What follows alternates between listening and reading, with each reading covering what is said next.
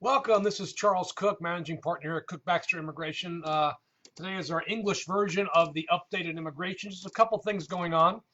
USCIS has announced that they are going to remain closed through May 3rd and intend to reopen on May 4th. Now, the thing with immigration is that's just their local offices. The office that does naturalization and green card interviews or asylum interviews, the office that does fingerprints and pictures for biometrics for work cards, they're closed. But they're working behind the scenes, and extensions, applications for citizenship, DACA renewals, TPS renewals, green card applications, work visas, that's all still open because that work is done from home by immigration officers at different service centers around the United States. So immigration's open, which means we have to be open to get that work done for our clients. The immigration courts also announced that they're going to remain closed at least through, looks like, the end of April.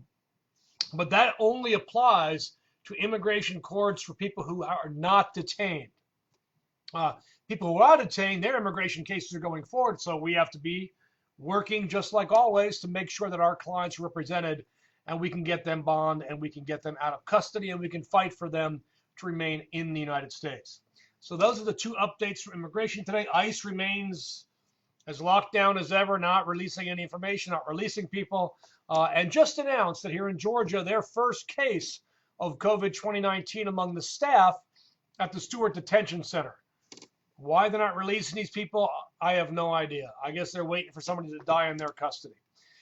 Now, we also need to talk about what has happened in Fulton and Gwinnett counties.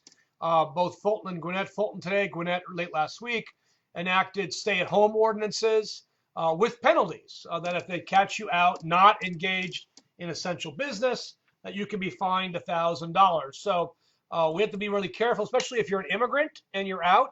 If they fine you in Gwinnett, they may arrest you. And if they arrest you, ICE will pick you up if you're not documented and you've got problems. So that you know, anybody in the healthcare field is essential. Grocery stores, markets, farmers markets, anybody sells groceries, those are essential. In food or farming, businesses in food, shelter, social services, newspapers and radio, good for you guys, gas stations, banks, hardware stores, hotels, but only in limited small gatherings. Plumbers, mail services. I don't know why educational institutions are on there because they're all closed through the end of the year. Laundromats are to remain open. Restaurants for takeout food. Law firms, yay! No yard work, no yard people are on here to do work. Nobody people gives in-home care, residential care, veterinary services, animal shelters, janitorial services for buildings, they're still open, but nothing about construction, nothing about yard work. So really be careful out there and make sure that you're carrying with you a letter from your employer verifying both your employment with the company and that you're engaged in work that is an essential service. Carry that with you. I know our employees that have to come, and not many of them, because most of our employees now work from home. There's only a few of us here at the office working with our clients, doing consultations and helping people still solve the immigration problems because, after all, the current administration is not closing and we're still open for immigration, deportation, and other types of business. So if you have any questions, let me know. Yes, Liz Segovia, that picture is from Peru. Let me give you a better look at that. Look at that. Oh, yeah. There you go. See? One of my favorite pictures that I picked up on one of my travels to Peru.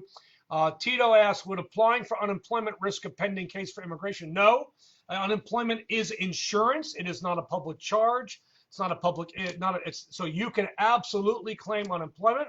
Also receiving the government money from the government is for anybody who filed taxes last year with a Social Security number. So as I pointed out in my Facebook Live a couple days ago, you can absolutely receive that money as well. If you have any further questions, just let me know. Happy to answer them. We'll be back. I'll be back on Friday. Tomorrow, my partner Dustin will be here giving our Thursday update. On Friday, I will be doing the Facebook Live.